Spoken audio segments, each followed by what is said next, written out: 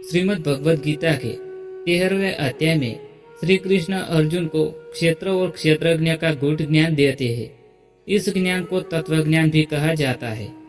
इस अध्याय में अध्यात्म, दर्शन और आत्मा की वास्तविक पहचान का विस्तार है।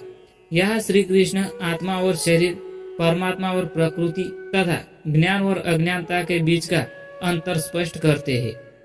जय श्री कृष्णा दोस्तों, स्वागत है आपका अपनी इस YouTube चैनल में और आप देख रहे हैं मोटिवेशनल एंड स्पिरिचुअल ज्ञानवर्धक वीडियोस।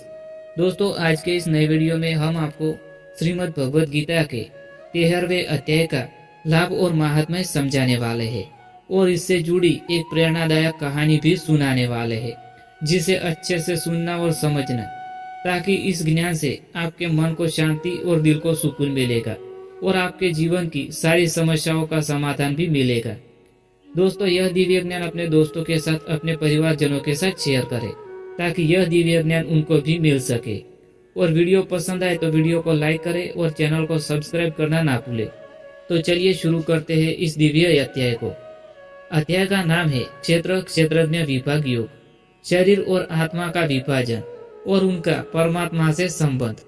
इस अध्याय को 5 मुख्य भागों में बांटा जा सकता है।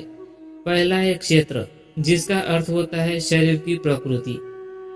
दूसरा है क्षेत्रज्ञ, जिसका अर्थ होता है आत्मा की प्रकृति। ज्ञान, सच्चे ज्ञान का तत्व है। ज्ञेय, ज्ञेय अर्थात परमात्मा का स्वरूप।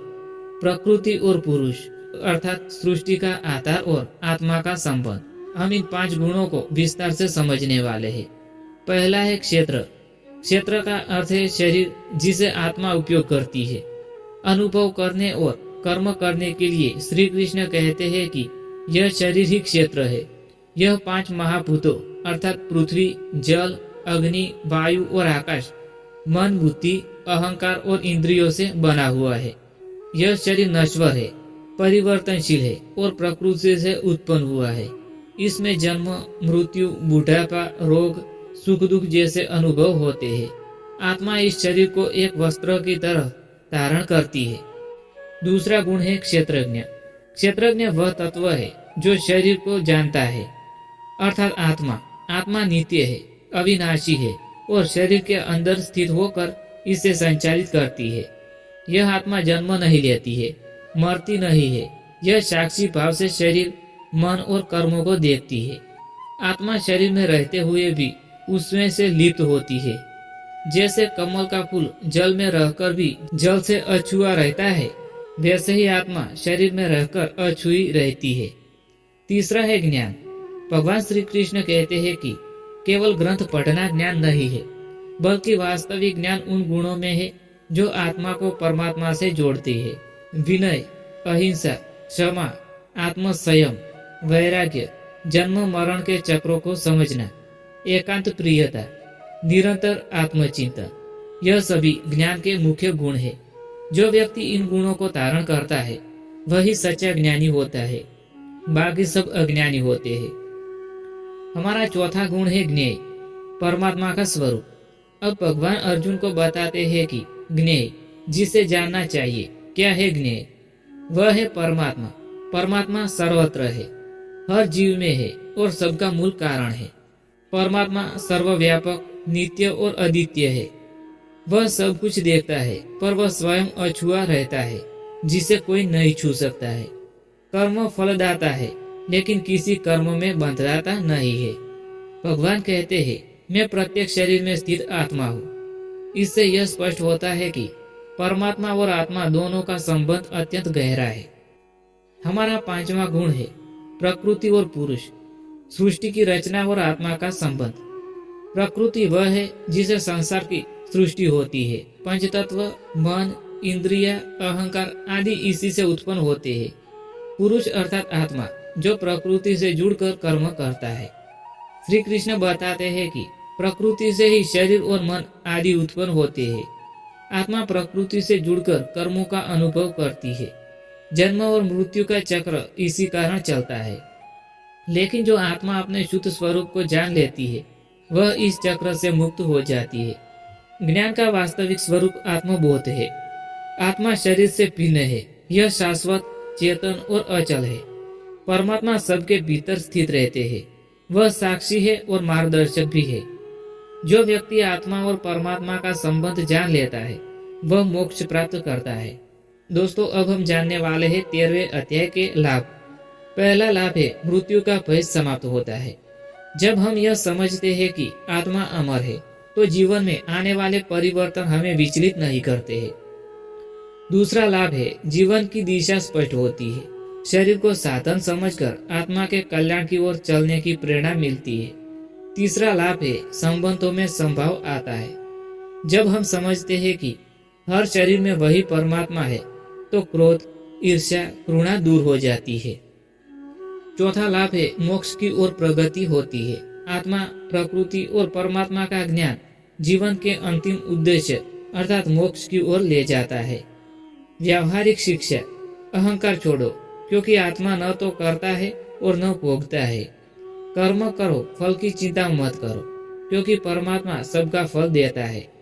ध्यान और साधना करो जिससे आत्मा का अनुभव संभव हो सके। दूसरों में भी परमात्मा को देखो, इससे करुणा और प्रेम पैदा होता है। इस अध्याय की सीख, भगवद गीता का 13वां अध्याय अत्यंत रहस्यमय और गूढ़ है। यह आत्मा और परमात्मा के रहस्यों को उजागर करता है। श्री कृष्ण कहते हैं, जो व्यक्ति क्षेत्र और क्षेत्रज्ञ का ज्ञान प्राप्त कर लेता है वही सच्चा ज्ञानी है और वह पुनर्जन्म के चक्र से मुक्त हो जाता है। जो व्यक्ति सभी प्राणियों के आत्मा को देखता है वह किसी को कष्ट नहीं देता है और स्वयं भी शांति प्राप्त करता है। भगवद गीता के 13वें अध्याय के ज्ञान पर आधारित प्रेरणादायक कहानी हम सुनाते हैं जो आत्मा और शरीर के भेद को सरलता से समझने में मदद करती है। यह कहानी है राजकुमार और साधु का रहस्य। प्राचीन समय की बात है। एक युवा राजकुमार को आत्मा और शरीर के रहस्य जानने की बड़ी जिज्ञासा थी। उसने कई विद्वानों से पूछा, लेकिन कोई उसे संतोषजनक उत्तर नहीं दे पाया। तब उसने तय किया कि वह किसी सच्चे ज्ञानी को खोजेगा। एक दिन वह एक घने जंगल में एक शांत तपस्वी साधु से मिला। वह साधु शांत झील के किनारे ध्यान में लीन था। राजकुमार ने विनम्रता से प्रणाम करके पूछा, गुरुदेव कृपया मुझे बताएं कि मैं कौन हूँ, क्या मैं यह शरीर हूँ? साधु ने आंखें खोली और मुस्कुराए और बोले, पहले मेरे 3 प्रश्नों का उत्तर दो, फिर मैं तुम्हें बताऊंगा कि तुम कौन हो। राजकुमार तैयार हो गया। साधु प्रश्न पूछते हैं, अगर तुम्हारे वस्त्र बदल जाए तो क्या तुम बदल गए? राजकुमार, नहीं गुरुदेव, वस्त्र बदलने से मैं नहीं बदलता।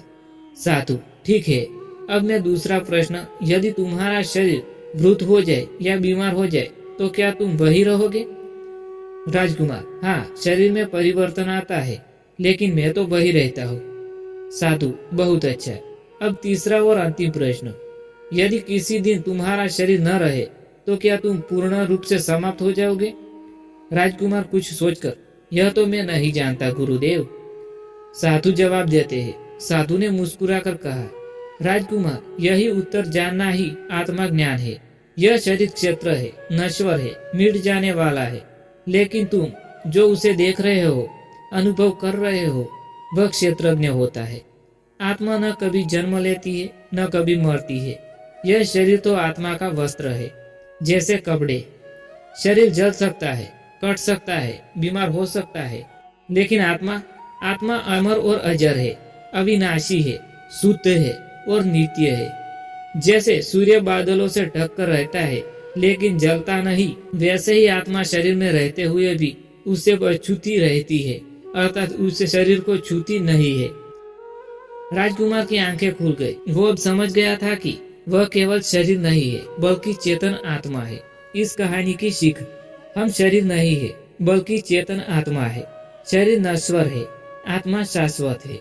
सच्चा ज्ञान शरीर को पहचाना नहीं, आत्मा को जानना होता है। जो आत्मा को जान लेता है वही सच्चा ज्ञानी और मुक्त आत्मा होता है। दोस्तों, इसी के साथ यह ज्ञानवर्धक वीडियो यहाँ समाप्त होता है। मैं उम्मीद करता हूँ कि आपको पसंद आया होगा। अगर पसंद आया हो तो वीडियो को लाइक करें, शेयर करें और चैनल को सब्सक्राइब करना ना भूलें। Thanks for watching videos. Thank you.